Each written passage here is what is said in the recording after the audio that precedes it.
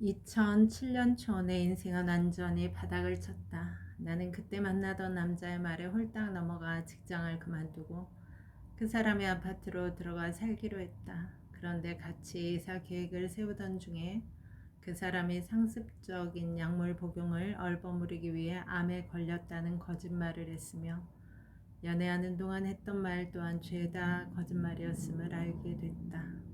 나는 이미 그에게 수천 달러를 뜯긴 상태였고 하필이면 그 주에 임신 테스트기에서 양성 반응이 나왔다. 그러고서 한 달쯤 지나 나는 빈털터리가 됐을 때 그는 나를 떠났다. 나는 제대로 사기를 당했다. 내 자존심은 무참히 짓밟혔다.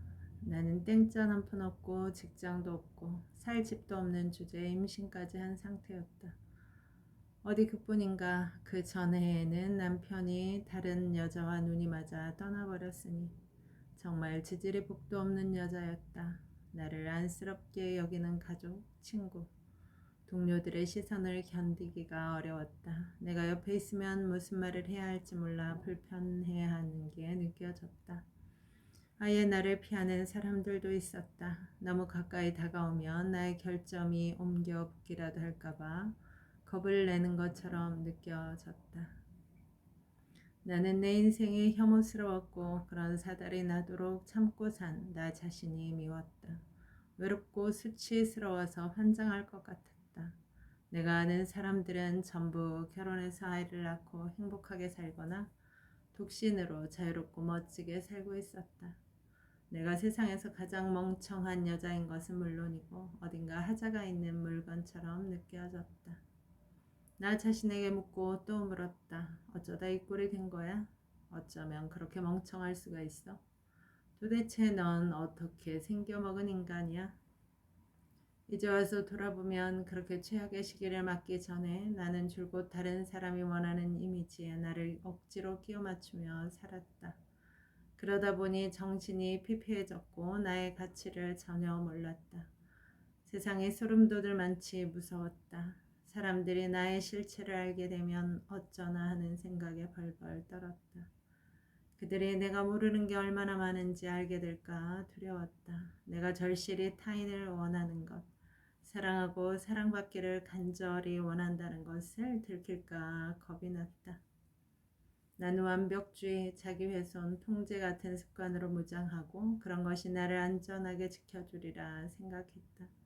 하지만 결국에는 내 생각이 틀렸음을 깨달았다. 이후로 나는 느리지만 확실하게 나를 치유하면서 인생의 깨진 조각들을 다시 맞춰 나갔고 그런 습관들로 무장하고 살아가는 사람이 나 혼자만은 아니라는 사실을 알게 됐다. 상담가가 되어 예전에 나를 보는 것 같은 사람들을 돕기 시작하자 내가 했던 것과 똑같은 행동으로 자신을 갉아먹고 있는 사람이 한둘이 아니었다. 그들은 왜 자꾸만 개떡 같은 기분이 드는지 모르겠다고 탄식했다. 시간이 흐르면서 사람들의 기분을 망치는 공통적인 습관들이 보이기 시작했다. 알고 보니 그런 습관에 빠진 사람들이 너무나 많았다. 영혼의 상처를 입은 사람들과 얘기해보니 그들을 괴롭히는 몹쓸 생각과 행동이 14가지로 압축됐다. 나는 거기에 하나씩 이름을 붙여봤다. 그 14가지 습관을 규정하자 우리가 인생에서 고꾸라졌을 때 다시 일어나지 못하도록 막는 주범이 바로 그 습관들이라는 것을 알 수 있었다. 그렇다면 그런 습관들을 자각하고 끊어버린다면 다시 벌떡 일어나 기운차게 행복을 향해 나아갈 수 있다는 말이었다. 내면의 비판자 다스리기. 나에게는 나를 사랑할 자유가 있다. 자신을 고립시키면 외로워진다. 때론 불편함을 감수하고 솔직해져야 한다. 내 감정과 친해지는 8가지 방법. 감정의 이름 크게 말하기. 슬픔, 기쁨, 원망 등. 통제하에서 감정 분출하기. 이해 안 되는 감정을 인정하기. 감정 그 자체로 존재할 자격이 있다는 사실 인정하기. 남의 처방약을 쓰고 있지는 않은지 생각하기. 감정에 호기심 갖기. 자신의 감정을 타인에게 말하기. 자신과 자신의 감정 신뢰하기. 감당하기 힘든 감정 속으로 걸어 들어가라. 부러우면 지는 거야. 마음에 깽판 놓지 않게. 남이 내 행복의 기준이 되면 불행해진다. 비교라는 구멍으로 행복이 줄줄 새게 하지 말자. 거짓말 좀 했다고 세상이 무너지진 않아. 나는 나를 파괴할 권리가 없다. 자기 훼손 멈추기. 실수 좀 했다고 세상이 무너지진 않아.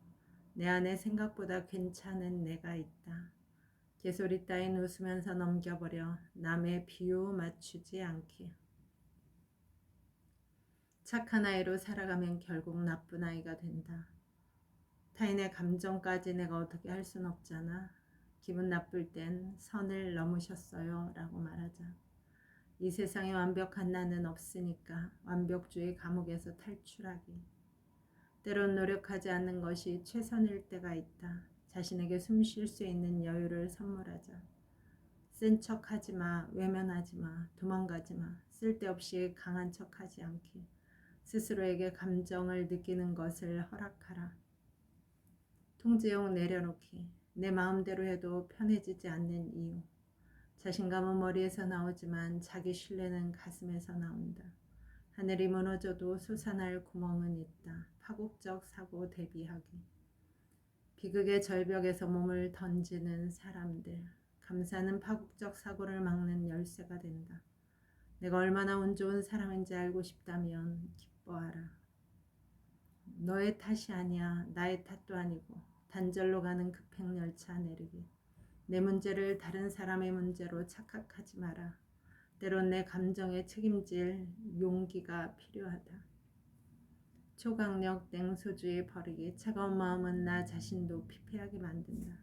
무엇을 거부할지 선택하라. 인생이 편해진다. 냉소주의가 만든 두꺼운 담을 허물어야 하는 이유. 게으름뱅이처럼 살아도 괜찮아. 과잉 성취의 역효과 알기. 성공을 향해 달리는 열차에는 브레이크가 없다. 속도를 좀 늦추고 휴식의 자리로. 내 한계를 인정하면 편안해진다. 가장 중요한 것만 남긴 힘. 나만의 가치관 찾기. 내 가치관을 알면 가야 할 길이 보인다. 더 나은 삶을 원한다면 가치관에 따라 행동하라. 다른 사람의 시선에 속지 마라. 내면의 비판자가 나를 기죽이려고 하면 대번에 알아차린다. 그 목소리가 들리면 오늘은 됐어 라고 말하고 넘어간다. 내 인생의 에이스 바로 나 자신. 잘나 보이는 사람도 실은 똑같다. 당신의 진정으로 원하는 것은 무엇인가? 매사에 너무 예민하게 받아들이지 말자. 까놓고 말해서 완벽주의는 우리를 파괴한다. 물론 좀 더 과장된 표현이지만 어쨌든 완벽주의는 멋진 인생을 가로막는 주범 중 하나다. 다음으로 각 영역에서 어떤 식으로 자신에게 여유를 허락할 수 있을지 적어보자. 예를 들면 다음과 같은 것을 허락할 수 있는 것. 가끔 엄마로서 실수하는 것. 완벽한 엄마, 친구가 되기 위해 최선을 다하지 않는 것. 가끔 운동을 빼먹는 것. 날마다 나에게 친절히 대하는 것. 한 가지씩, 한 시간씩 나만의 시간을 보내는 것. 나 자신을 고립시키지 않고 남에게 도움을 요청하는 것. 이렇게 자신에게 허락하는 것을 포스트잇에 적어서 눈에 잘 띄는 곳에 여기저기 붙여놓자. 핸드폰의 알람 기능을 이용해 주기적으로 화면에 뜨게 하자. 몸에 항복하면 편해진다. 자기 신뢰가 무엇인지부터 얘기해보자. 자신이 내리는 결정이 현재로서는 좋은 결정이라 믿고 나중에 잘못된 결정이었다고 생각하게 되는 상황이 올지라도 귀중한 교훈을 얻을 수 있을 거라 믿는 것. 인생이 자기 앞에 무엇을 던져놓을지라도 하늘이 지켜주고 있다고 믿는 것. 결과에 대한 집착을 버리고 설사 일이 뜻대로 돌아가지 않아도 할 일을 했다는 것에 자부심을 느끼고 괜찮다고 생각하는 것. 자신감은 머리에서 나오지만 자기 신뢰는 가슴에서 나온다. 당신은 A, B 둘 중 하나 선택해야 한다. A는 이론적으로 흠잡을 데가 없다. 지금까지 입수한 정보를 보면 A를 선택하는 게 좋다. 하지만 B를 선택해야 할 것 같은 직감을 떨쳐버릴 수가 없다. 이럴 때 어떻게 하겠는가. 누구나 살면서 직감을 무시하는 선택을 했다가 결국 직감이 옳았음을 깨달은 적이 있을 것이다. 그렇다고 남의 조언에 완전히 귀를 닫고 필요한 정보도 수집하지 말라는 소리가 아니다. 그것이 중요한 만큼 내면의 목소리를 듣는 것도 중요하다는 말이다. 직감을 믿기 시작하면 직감이 항상 내 편이라는 증거가 점점 많아지면서 자기 신뢰가 강해진다. 자기 신뢰가 강해지면 모든 걸 통제해야 한다는 압박감이 줄어들 것이다. 이미 수많은 실수를 저지른 자신을 어떻게 신뢰하느냐고 반문할 수도 있다. 사실 예전에 나도 그런 생각을 했다. 그런데 생각해보면 우리는 일부러 직감과 반대되는 선택을 하고 아예 직감을 느끼지 못하고 스스로를 의심하고 다른 사람에게 상담을 요청해서 내가 올바른 선택을 하고 있다고 인정을 받으려 하지 않던가. 혀 자신에게 기회를 주지 않으니 사실상 자기 신뢰란 게 존재한 적도 없는 셈이다. 자기 신뢰를 하는 법을 배우기 위해 중요한 요소 중 하나가 혼자 고요히 시간을 보내는 것이다. 자기가 가만히 있으면 큰일이라도 나는 것처럼 여기저기 쑤시고 다니면서 독재자처럼 굴어서야 직감의 소리를 들을 수도 없고 자기를 신뢰하는 법도 배울 수도 없다. 솔직히 나도 고요히 혼자 시간을 보내려고 하면 물이 가득 찬 육조에 빠진 고양이처럼 안달이 나고 얼른 뛰쳐나가고 싶어서 미칠 것 같다. 명상, 요가, 자연에서 시간 보내기 등으로 고요함 속에 머무를 때면 내면의 깊은 곳에서 더 현명한 자아를 길어 올릴 수 있다. 처음부터 크게 시작하지 말고 하루에 5분씩이라도 연습하면 무척 도움이 된다. 감정에 도와선 알아차리기, 감사 훈련하기. 내게 중요한 것은 무엇인가? 내가 인생을 살아가는 방식에서 중요한 것은 무엇인가? 개떡 같은 기분에서 벗어나는 법. 안드레아 오원. 여러분, 오늘도 좋은 날입니다. 오늘 하루 잘 살아내느라 수고 많았습니다. 힘내세요. 다음에 또 만나요. 감사합니다.